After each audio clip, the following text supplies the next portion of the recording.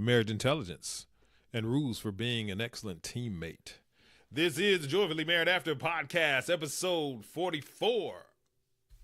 This is Joyfully Married After with Heath and Tracy. I'm Heath. And I'm Tracy. We've been joyfully married after how many years, baby? 28? 28 years, 4 kids, corporate jobs, entrepreneurs, and this podcast is our view on life through our lens. Let's go. Hey, baby, what's happening? Hello, my dear. It's so good to see you as always. You've been seeing me all day. What you talking about? All day, all night, 24 hours. Ooh. Why we always got to sing? Because, you know, that's how my brain works, right? It's like keyword centric. And so you said all day. Okay, I got you. I used to you. watch Channel 17. I think it was WTBS back in the day before it went to be a worldwide cable organization. And there was like a late night show. I think it was when they went to a 24-hour format or something. And so they did a commercial to promote that. And that was the jingle of the commercial. All day, all night, 24 hours. Ooh, ooh, ooh. How do you remember? I mean, where does it go in your brain? I don't understand where you get this from. I think I have the vision of my brain being like this giant Rolodex. You ever, like, when back in the day you would go into somebody's office and they would have like those old school Rolodexes and they were just like so full they could barely turn. But if you like gave it a real good turn, it was like. Okay. So what are we discussing today? You gave them a little bit. Well, wait. Let me start with this podcast is going to be a little bit longer as it has been requested. Who requested that? None of you. Wow. None of your business. 25 pennies. So we're pushing for a little bit longer podcast. We thank you for the love. And the way we decided to do that, hearts, was to break up 2 different themes. Right, baby? Yep. So today we're doing sort of a multifaceted podcast, and we're going to talk about several different things. So certainly this month is the month of compassion. So as we continue to talk about marriage intelligence, we are highlighting the concept of compassion and empathy this month. So very excited about that. Understanding about compassion is going to be a dope month topic for us. Another thing we're going to discuss today is going to be what's top of mind for Heath and Tracy. You know, what do we want to talk about? Like what we came across this week or what we want to talk about or our little tidbits or tips about being married. There you go. That's a new segment. Yep. So what's top of mind for us today is the concept of choosing not just a soulmate, but a teammate. But a good teammate. How about that? Yep. So another thing we're going to do is we're going to answer burning questions. So there's going to be a question that we're going to pull each week from our audience. And so we got an awesome question. Oh, really? I really like that. Oh, yeah. So you got to give some value back to the folks that are following you. And if you want to ask us a question, you just go to heathandtracy.com. You'll see a little red thing pop up on the screen. You mean like an icon? Is it an icon? It says like it's just like a tab. It says a tab. It's like a side tab. It's like a little side tab on the tab. You go to heathandtracy.com and you'll see a side tab and it says, please leave us a voicemail. And if you click on that, you can go ahead and speak into it and it will leave us your question. Yeah, click our side tab. And another thing we're going to do today is we're going to bless you with a 1-minute word. What? Those are back? It's coming back today. It's going to be a little marriage centric, you know. It'll be motivational and yet marriage like. Okay. So there you go. We're going to do that for the audience. And last but not least, we're going to have an adult conversation. So if you have some children listening, when we get to that stage of the conversation, you might want to earphones in. Muffle them or scurry them. No, put the earphones in. You know, sometimes people just scurry them out of the room. But what if you're in the car? Then you got to put the earphones on. Right. So you got to put your fingers in the ears and go la la la la. No, we'll call it. We're going to come up with the name of these segments. So we just haven't done that right now. We're going to have an adult conversation about getting what you need in the bedroom from your mate. How about that? I like that. So there you go. Let's get started. The theme of the month is compassion. we're talking about compassion as a marriage intelligence, right? It's a very key foundational thing that people need to understand. So compassion actually is defined as a strong feeling of sympathy and sadness for other people's suffering or bad luck, and a desire to help. So a synonym of that is empathy. Empathy is the ability to understand and share the feelings of another. So when you start thinking about your mates, these are so important to sort of have this foundational understanding of compassion and empathy, right? And so the key understanding and idea is to stop thinking about yourself so much. Ooh, I think that's hard for people. It is hard. It's a little harsh. But there's an ancient Indian saying that the total amount of unhappiness in the world comes from thinking about ourselves, and the total amount of happiness in the world comes from thinking about other people. How about that? Say that again. It's an ancient Indian saying. Okay. And it says the total amount of unhappiness in the world comes from thinking about ourselves. Oh. And the total amount of happiness in the world comes from thinking about other people. I think you're right. It's the reason we get so excited as adults to give rather than to receive. It's also the reason we want to see our children do better than we have, and why we're cultivating. I think that's a really good point, baby. You like that? I like that. I think it's important to, but you know what? I don't know. It's like if you're unhappy, I have to start with myself, don't I? Didn't we just talk about this self-awareness? It's better to give than to receive. So compassion differs in what way? Because if you're talking about, so you're just saying be empathetic, be giving, give your emotions towards someone else. Don't focus on yourself all the time. Yep. Because it's confusing now. We just talked about self-awareness. Right. So I'm a little confused. So you have to have, if you are the type of person that's a little selfish, self-awareness might help you, because if you want to stay married, you're going to need to be a little bit more compassionate toward the person that you're married to. Otherwise, your selfishness and self-centric attitude about everything you encounter and engage in life is going to result into something that you don't want.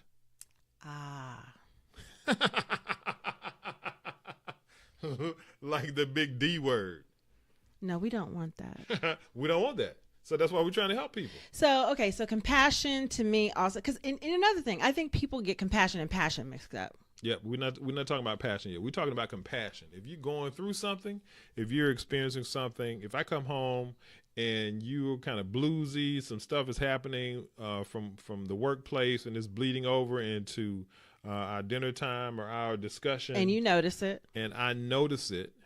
It is not going to be good for me just to ignore it and keep moving and doing what I'm doing. That's not being compassionate, y'all. That is correct. So what I'm going to do is I'm going to notice immediately that something is off. Something is not right with my wife. And I'm immediately going to touch you. I'm going to rub your back. I'm going to say, baby, talk to me. Tell me what's going on. Tell me how I can help. Ooh, I feel like a little kitten right now. I feel like purring. And she's going to open up herself a little bit, right? She may be mad. She may be upset. She may be crying. I might be worried about something. You may be concerned about something, but whatever it is, you're going to share with me, and I'm going to be empathetic. I'm going to be compassionate to what it is that you're dealing with, that you're experiencing, and then I'm going to go into super Heath mode. Right? I'm going to make sure dinner is done. I might make sure you have a bath drawn. I might make sure that you have turned down on your bed. I'm going to ask and probe and understand, is there anything specific that you'd like for me to do that's going to make it easier for you or better for you? Oh, y'all, this is just so wonderful. Now you know why I've been married to this man for 28 years. Because I'm compassionate. Oh, my gosh. I'm empathetic. He's telling the truth. If you are a man out here right now, listen to this. Empathetic. Listen. You got to be empathetic to the queen. Oh, that was wonderful, my love. So now when you're empathetic to the queen, you have no idea what you're going to get. You're going to be treated like a king. Yes, you are. Boom. Boom. So that's the theme for the month, guys, and we're going to dive more into that. So make sure you're keeping up with us on our live streaming show each week on Facebook and Instagram, The Love Seat. The Love Seat every Monday night at 7 p.m. So we're going to dive more into compassion this week. So make sure you join us for that, 7 o'clock every week. So I came across the next topic, 6 rules to being a good teammate in your marriage. Yeah, we saw that on the Twitterverse. Somebody did like a book and a blog post or something. Yeah, like and that. It went viral. It was awesome. It was awesome. Yeah, and they actually talked about a lot of the things that we've talked about over the years. And we believe in. It really resonated with us, and we really wanted to share it with you all. Absolutely. Yeah. So the concept is choosing your life partner is one of the most important things that people do, right? So I believe that. I don't think it should be someone that you're just attracted to, or you'll make pretty babies with, or they'll be able to pay off your Neiman Marcus card every month, or what else is there? Get that private jet for you. It's about being a good teammate. It's about, because this is a game of life. Yep. And you don't want to be out here by yourself. You need a partner. So you want someone that resonates with you, is going the same direction as you. And it doesn't have to be exactly, but you all have the same values and thoughts around your life and where you want your life to go. So do you want a great teammate? Yeah, because they also may have different strengths than you do. But what you want to do is you want to focus on their strengths and your strengths, which is going to make the union that much stronger. And so that's what we're talking about when you're choosing people. It's not just about, how they look or how they make you feel, right? It's all about the complete package. And a big part of that is how are they going to fit with you, and what kind of team are you guys going to make? Okay, but let me just go ahead and put this question out here, y'all. Okay, go ahead. What about my soulmate? What about him? What about her? I thought I had just my twin flame, my soulmate. What about them? Did you just morph into Scarlett O'Hara? You stop. I'm like, who is sitting next to me right now? Anyway. Oh, Scarlett. Well, what was the dude's name? In the movie? Stanley. What was his name? Stanley?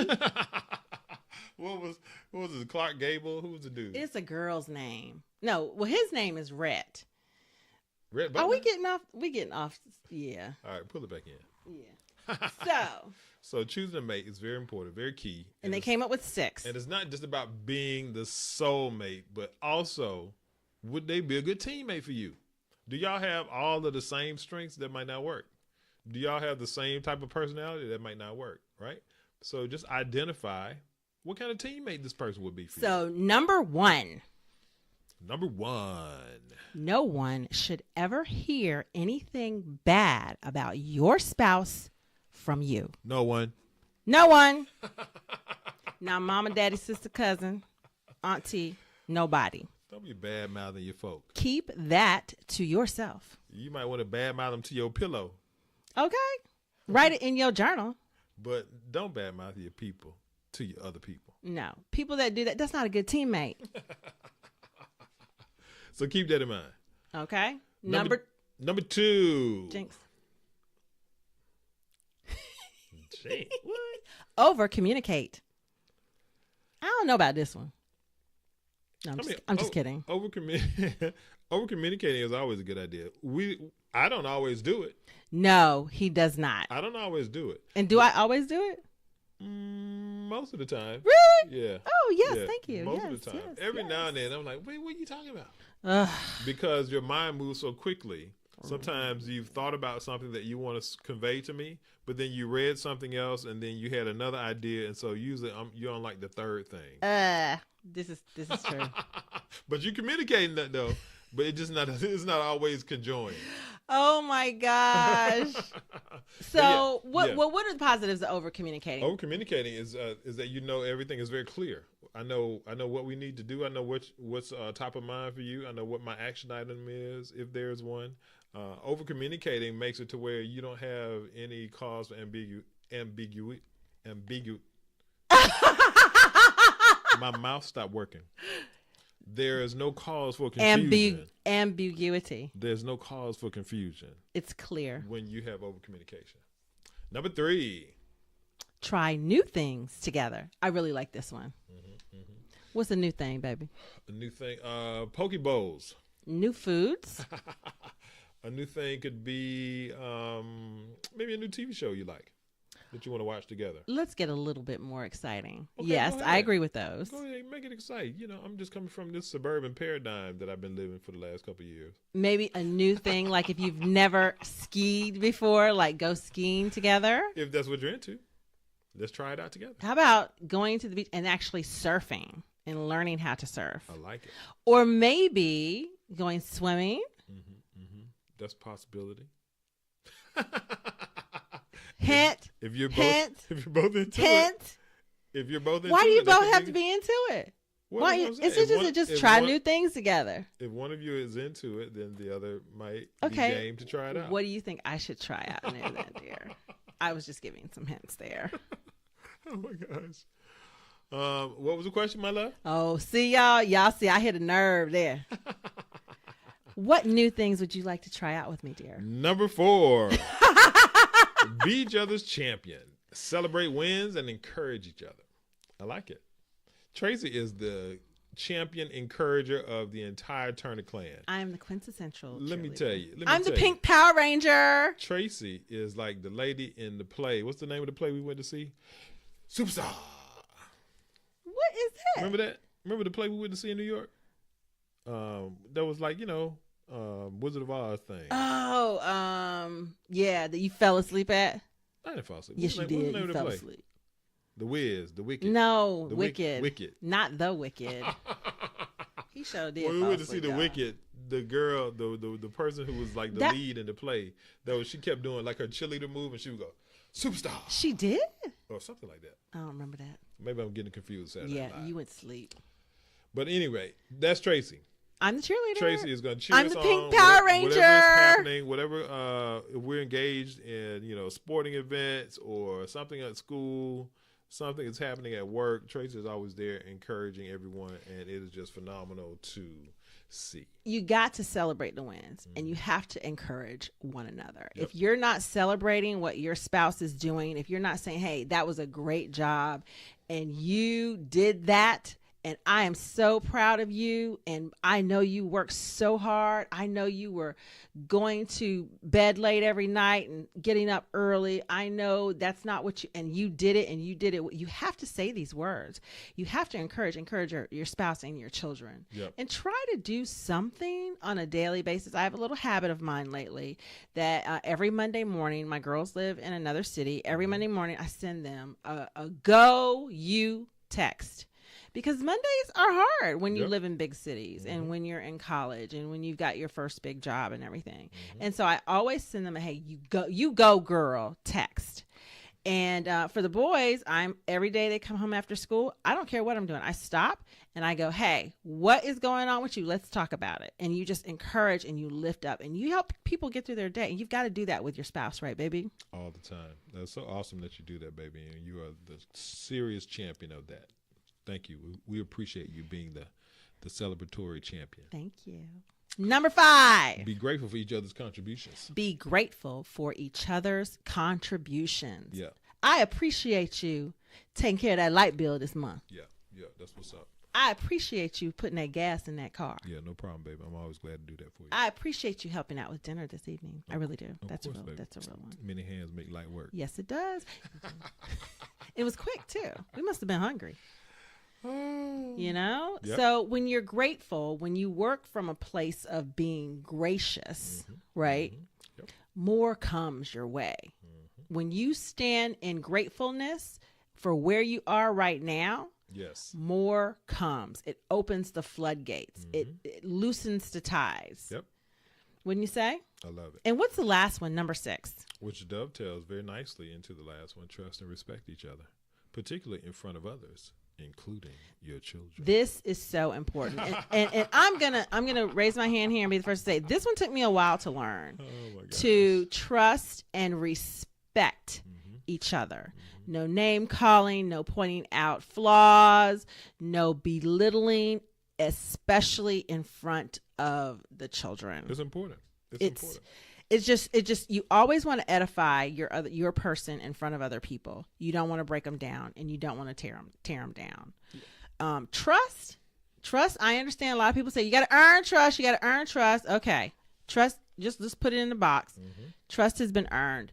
show that you trust them in front of other people. Don't question them or over question them in front of others or the children. And when you do things that enable you to be trustworthy of one another, then the respect certainly naturally follows, right?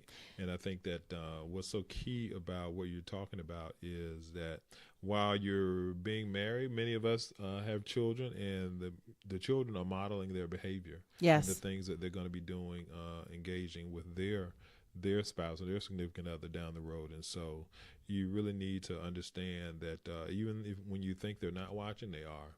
They're paying attention, and they're emulating those behaviors, and they're filing it away in their subconscious. So very important to be respectful in front of your children. Yeah, I think an easy way to test your trust is, what do you say when the kids come and ask you for something, and you know they probably already asked your spouse? What do you usually say? I usually say, what'd your dad say? Oh, okay, well, I'm going with that. That's teaching your children, I trust your dad, and I trust what he says about this. Yeah. If your children come to you and they do this, y'all, they know how to manipulate it. They're going to come to you after the other spouse has told them something because they know you're going to give them a different answer. And if they're doing that, that's a problem. Our children go, darn, that's the same thing Mom said. Shocker. It's like y'all the same person. We try. Make it easy for y'all. You don't have to figure us both out. All right, we're going to the next segment, guys. This is our third topic of the day. Hang in there. This is called the question of the week. Don't forget, if you want to send in your question of the week, go ahead and go to heathandtracy.com and click on the red tab, and then go ahead and speak into it and let us know what your question is, and it may end up on our podcast. Leave that voicemail. We'd be glad to hear from you. So the question we got this week was, it was really a comment that was connected to a video that we done about giving boyfriends husband privileges and giving girlfriends wife privileges. Okay.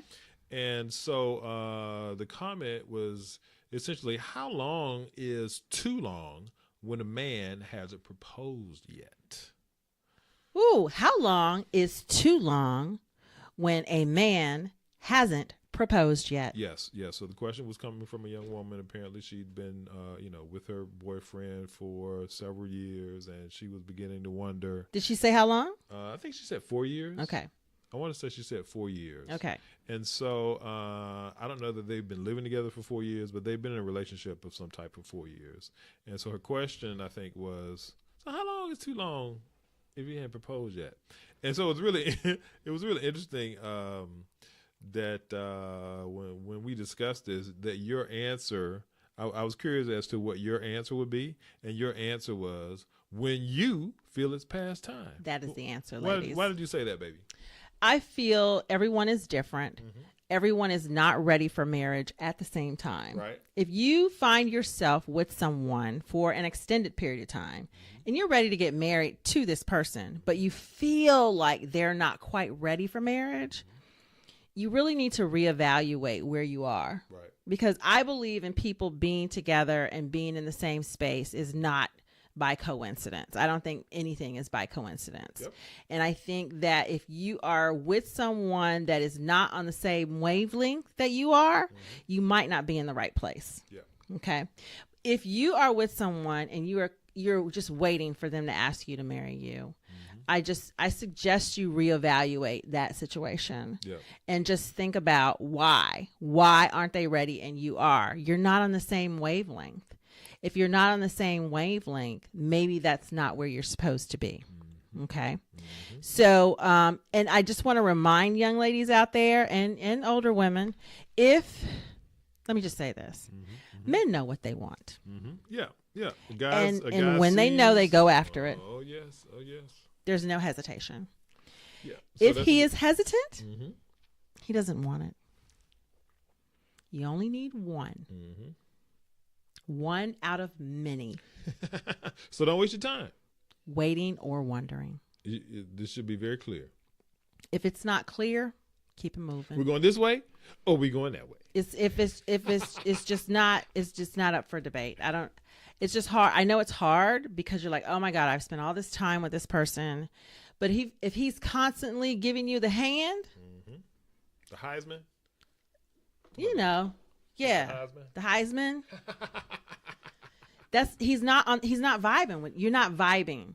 When you are if you're on the same wavelength, I don't know how to tell you. You just kind of gel. Yep. Don't you, babe? You sure do. It's just like, it's a knowing. It's just a kind of a gel. There's no question. There's no wondering. There's none of that.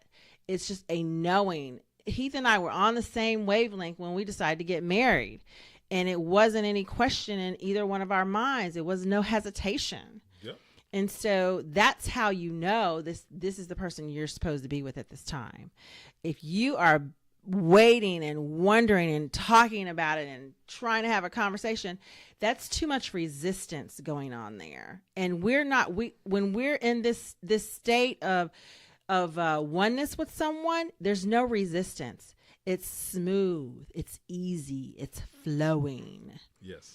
And it doesn't sound like it's flowing with this young lady. So that's my advice. I thought that was great, baby. I think you were spot on with that, and I think that's great advice for anyone listening, right? Because people have similar situations, and I think that anyone listening to that can extrapolate the information that they need that applies to their relationship and use that for success. So yeah, great job. Yeah, he knows, and if he says he doesn't know, that's your answer. There you go. All right, so moving on into our next topic, it is time for you to be blessed with the 1 minute word. Are you ready? Go. Are you set? All right, let me get ready. Here we go. What's going on, guys? Is Heath coming to you with your 1 minute word? I got a fantastic quote for you today. Today, the quote is, "My mission in life is not merely to survive, but to thrive, and to do so with some passion, some compassion, some humor, and some style." That is a fantastic quote from Maya Angelou. And I think that's so appropriate for what we were discussing today and what we're talking about all month with respect to marriage intelligence. Guys, you want to live your life. Life is too short for you to be stuck in one place, for somebody who's not into you, someone who's not giving you compassion and passion in your life, who's not going the same direction as you are, who's not bringing some style and a little bit of humor. Do they make you laugh? Do they make you smile? Do they make you sweat? It is just, when you found that person. And so what you want to do in life is make sure that you are having the self-awareness to understand and know which direction you're going toward and go that way. And when you are doing your thing and when you are all about yourself and what's happening and the world around you at large, then you will draw and attract that person that is supposed to be in your life with you. When you are living in passion and compassion, when you are flowing in your style, moving and doing your thing in life, it will happen for you. So make sure that you understand and know that compassion in every and all things you do is where you want to be. And that's your 1 minute word. All right, so the next thing we're going to do is we're going to talk about our weekly conversation of the dopest couple in the world. Oh, I like this one. So this week's dopest, I mean, there are a lot of dope couples out there. Oh, yeah. Some people will say that, this couple is better or that couple is better. I think that there's so many people that you can point towards that you can really see some qualities that you want to emulate. But this week, the couple that stood out the most for what I saw was Russell and Sierra. Oh, I really enjoyed following them this week. I follow both of them separately on Instagram. You do? Okay. And I follow them on Twitter too. Mm-hmm. And I am just loving them living their lives. Love Russell and Sierra. Shout out to Russell and Sierra. I think that one of the cool things that they're doing this week or this past week is that they're on a jaunt over in Brazil. Yes, so they're combining a lot of things. Mm-hmm. They're combining family time, mm-hmm. They're combining service, yep. They're combining couple time, and they're combining work. Yeah. I mean, it's phenomenal. It's a vacation. It's a vacation. Yeah. It's family. It's everything. I mean, just a phenomenal thing, right? You understand? Russell Wilson is a professional football player. Sierra's a global entertainer, and so when you talk about identifying, I mean, such a great example of carving out time, identifying what's important, right? Having that time to rest and relax and recharge, and still being fabulous the Yes. whole while. Right, and so just a phenomenal couple, very solid in their spiritual base. Giving back, I love the service aspect of them. Yeah, and you can see that it's genuine. It comes from a place. Yeah, of, and then the with the kids too. They didn't leave the kids somewhere. Yeah. They're not going like completely separate ways. They're still working. It was just. I was like, they're having a great week. Yeah. I hope you guys are having a great week. So shout out to Russell and Sierra. Love all that you're doing, and keep being dope. That's the dopest couple in the world. You like that? Yes. All right, that brings us to our last topic of the day. And this is a segment that we're calling Doing It Well. Ooh. So our warning is if there are any underage children in the room, Yes. you may want to put your headphones in. Some of our listeners that are close to our age group may remember that LL Cool J song.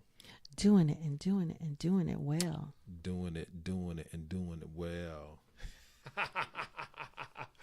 So that was sort of the muse that I was channeling here when I named this particular segment. So I think this is something a little bit new for us and our audience, and for us to talk about. I mean, He just gonna blush, y'all. we played around, with the subject of sex, and in some of our episodes, some of the video content that we've created in the past couple years. But we hardcore talking about it today. All right, what's the question? So then? the question is, what's the best way to get what you want in your boudoir? Ooh. How do you get what you want in the bedroom? So, in other words, if you're not doing what I want you to do, how do I get you to do what I want you to do? There you go. How do you get your partner to give you pleasure? Mm-hmm. If your partner is not giving you pleasure the way you've imagined, Yep. the way you've wanted to try something new, or anything in that matter, if they're not kissing you long enough, if they're not touching you long enough, Yep. if they're not giving you fellatio or cunnilingus long enough, Wow. if they're not doing it enough, if they're not doing it at all. So the answer is, how do you get what you want in the bedroom? The answer is, you ask for it. Oh, how do you do that? How do you ask for it before, during, or after? My man, Cedric Entertainer, said in the movie, ain't nothing wrong with healthy conversation. Which oh my gosh, I don't know. I think that's from a barbershop or something. But the point is that just like what we're talking right now, right? You say, hey, baby, we had that session last night. What do you think? Was it something missing? Is something I need to work on, or something I need to improve on? Something you're not feeling, as much as you like? And then you have the engagement, right? You talk about it. And so if she conveys to you, I really love it when you do this, but just don't do it long enough. Right. I really like it when you do that, but just don't do it so hard. Right. Whatever it is, right? You have to have the conversations, right. And so then now you can take the information. That's another one of our marriage intelligences, right? You have to take the information. You have to be analytical about it. Yes, this is right? part of analyzing your relationship. So we haven't gotten to that piece yet. But the point is that you have to aggregate this information, and you have to take some actionable approach to making it better. So you take the information and you use it. So it's not that complicated. Ask for what you want. But what about people who are going to maybe get, they're not as comfortable with it, baby? What about people who aren't as comfortable about talking about sex? What do you mean not comfortable? They're not comfortable talking about sex. And they married? Yes. They need to get comfortable. Okay, how do you get comfortable? How do you get comfortable? You need a glass of wine? You need... No, not get comfortable for sex. No, I'm saying some people might need to get comfortable just to talk about it. I didn't think about it like that. Right? So the point is that, I have some family members who came up in very strict church backgrounds, and these are something... And it doesn't matter the age. Right. Yeah. These are things that hasn't been a part of their life. A part of their lives. They haven't had this kind of engagement and open dialogue. Your parents didn't talk about it. Right. The parents didn't talk about it. They haven't been married or those kinds of things. And so that might sound strange to some people, but the point is that it exists. And so what you have to do is that you have to help your mate be more comfortable. And so that's where the compassion comes in. That's where the empathy of understanding that, hey, maybe my mate has that kind of background and is not very comfortable with these things. So what can I do to get you more comfortable? And baby? I would also you may rub your feet. Yeah, sit down and relax. Exactly, Take your shoes off. You turn the fireplace on. And then when Let me get you a glass of wine. Yeah, and figure out Let me what rub your back. what Let gets me stroke your hair. What do you need from me because I need this information because right, exactly. I want you to be good because I'm going to be good. Yeah. Right? Yeah. But I want you to be good. Otherwise, we're not as good as we need to be. So the discussion needs to happen. And if you need to relax to have the discussion, if you need to ease into the discussion, you need to determine as a couple the best way to have that discussion. Right. I don't think right before is a good time. I just don't think that's the best time to critique. No. Maybe after. Some people, it may be comfortable afterwards. After, next day. Yeah, if you're in the shower together, I think that's a good place. Yeah. Heath and I like to take showers together. Yeah, so that's a good place to talk too. Not just pillow talk. There's shower talk. Right. So try shower talking too, because that's another place where it's relaxing, but you're still very vulnerable and you're still very intimate with one another. So you want to do it in an intimate space, and you want to do it when you're both very vulnerable, so that there is true understanding and true exchange. Yep. And that's, I think you said it perfectly, baby. All right. Well, thank you for joining us today for this little bit longer JMA podcast. Don't forget, stay connected. Stay connected. Stay connected to God. Stay connected to your family. And stay connected to your spouse. Or your significant other. We love you guys.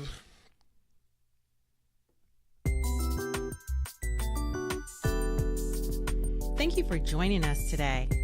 Tune in weekly as we share more tips on being joyfully married after. And join the conversation at heathandtracy.com.